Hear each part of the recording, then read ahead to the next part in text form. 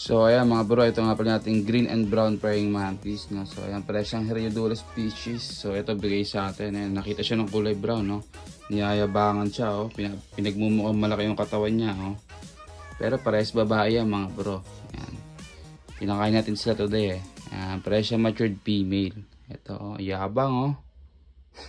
Bukang-buka siya mga bro. Kumpara dito, chill lang, tamang food trip lang mga bro, no? Yun, nakasayo-sayo pa, banango niya, oh. Angas na mga bro. Yun, oh. Sana makaano tayo ng mail na para ma-breed na natin tong dalawa. Ayan. So meron tayo dito isang maliit-liit pa na isang praying mantis. Pero bata pa yan, matagal-tagal pa yan magmamature. Ito, yabang pala yung mga bro. Nakatitig siya, no? Yun, no? So yun lang mga bro, thanks for watching.